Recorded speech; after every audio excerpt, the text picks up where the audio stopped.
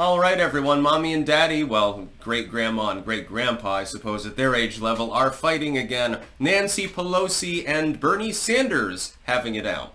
I don't know who to sympathize with on their appraisal of the Democratic Party's current very sad situation. Harris loses, they get curb stomped in the Senate, they lose 4 seats. Now the Republicans have a 53-seat majority. They're on track to still not have control of the House. I think it'd be about unchanged. The GOP maybe will have like 4-seat advantage or something. There's a lot of outstanding seats left, so we're not 100% sure. And so the Democrats got crushed. They didn't just get defeated, they got crushed. It wasn't a red wave in absolute terms in the electoral sense, but when you look at the popular vote, number one, and when you look at who the current president is and the electoral margin there, at the executive level, they got fucked in the ass. So they're trying to do an autopsy of their party and figure out what the hell went wrong. I've already weighed in and given my opinion. Kamala Harris is a weak candidate. The Kasich effect wore off and the rest was history. By the way, goddamn did I call that. Just tooting my own horn for once in this video. But then, Sanders, he weighs in. Now remember, he represents the far left side of the Democrats. And Pelosi represents the old guard neoliberal unipartyists, which is why she responded. And Bernie Sanders, somewhat correctly, put the blame on the Democratic Party. Well, the Democratic Party has abandoned the working people. It's abandoned the working class and the middle class, and so they can't compete. We're seen as the party of billionaires. He's not wrong now, is he? Does that make his policy proposals, number one, palatable, and number two, economically especially, pragmatic? No. Pelosi then weighed in, and she castigated Bernie Sanders, said, basically this crazy old man doesn't know what the fuck he's talking about. It's not the Democratic Party's fault. No, it's not the fault of the party. We didn't do anything wrong. It's just, Kamala just wasn't the greatest candidate. Both of them are fundamentally correct and wrong at the same time. A common trait of the Democratic Party, actually, of today. Sanders is correct. The Democratic Party's refusal to give up the id poll, the BIPOC, the wokeness and bullshit like that in favor of saying we're going to represent broadly all Americans and to put forth a platform that actually would do that is one of the main reasons why Harris and the Democrats in general got such a thwomping this time around. That is, he is correct. The Pelosis of the party do not represent working or middle-class Americans. The broad bulk of the public has not benefited from any Democratic Party policy in a very long time. However, his solution to this is, well, we're going to become a workers' party. We're going to start wearing red hats, and we're going to be communists, basically. The problem is that when you look at, I've analyzed this before, if you poll for individual left-leaning programs, you can often get more than 50% public support.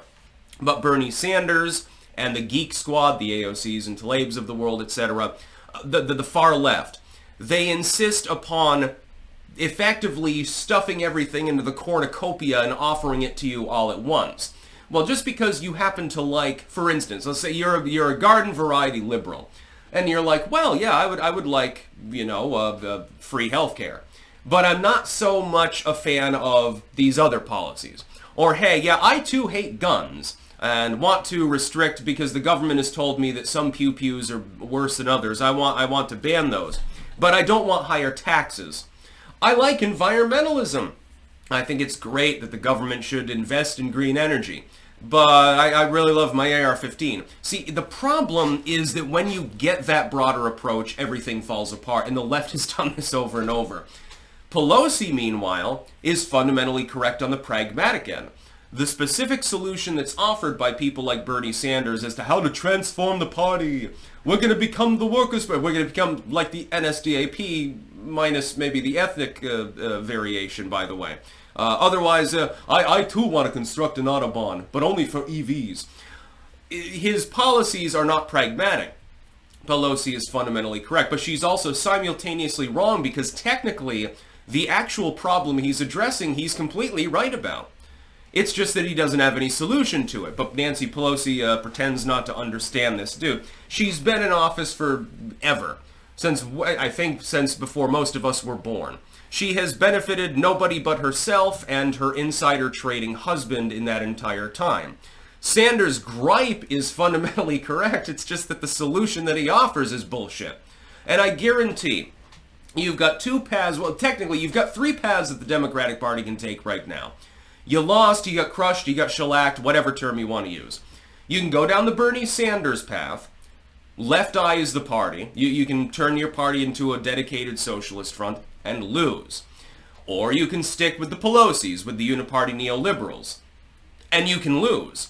Or you can have a fundamental transformation back into a civic body JFK style and win. Because for the first time in a long time, there will be two functioning political parties with viability within the United States. Currently, I have to choose between a Republican Party that has some real baddies in it, some real bad hombres. You know, you've got all the Cornines and dross littering the party, and some moralistic bullshitters. But then you've got people that are sane, and they tend to be the ones at this moment in charge. Populists, quasi-libertarians, etc. You got people like Donald Trump, you've got people like Rand Paul, in higher up positions, people that are sane, people that know what they're doing. Now, they may not always be able to be the ones that rule the party policy, but there's an attempt. There's a chance that they prevail and that a sane policy therefore emerges. When I look at the Democrats, I don't see a similar phenomenon. I see a bunch of far-left socialist eggheads, many of which have never had an honest day's work in their life. Bernie Sanders is one of them. And then I see unipartists, like the Chuck Schumers of the party, the Bidenites. People who, you know, they party with the Bushes and stuff like that. Neither of them are capable of governing the country with any semblance of sanity. Certainly not if you want to have like a working and middle class, pro-working and middle class party. No, they're going to work for either the super poor that they hand breadcrumbs to keep them captive voters, or they're going to give kickbacks to big billionaires and shit like that. I love how the legacy media rambled about all the money that Elon Musk gave Donald Trump. By the way, one of the best return on investment schemes of all time. You have to admit to the finesse of that particular move.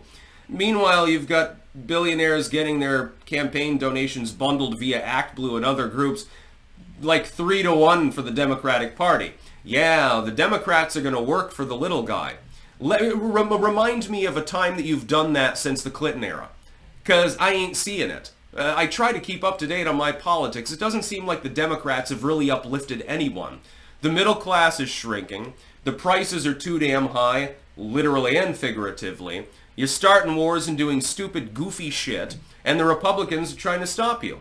I never expected to vote Republican at all back in the 2000s. Fuck, the first time I voted Obama, dude. But the liberals failed. Obama turns around. First day he's in office. No, I'm not actually going to close Gitmo. I'm just going to give hundreds of billions to this car company. And why do you think Occupy became a thing? The far left, you know, there was a backlash against the neoliberals, which crippled them politically in the terms of Congress. Because then you have the counter, the Tea Party movement. And they did kick ass for a few cycles. Some of them are still there, by the way. In fact, I think a lot of the Tea Partiers are still there. They sort of tempered themselves. Some of them slipped into uniparty madness, but some of them still have principles. No, Sanders is right and wrong. Pelosi's right and wrong. And that's the whole microcosm. That's the Democratic Party.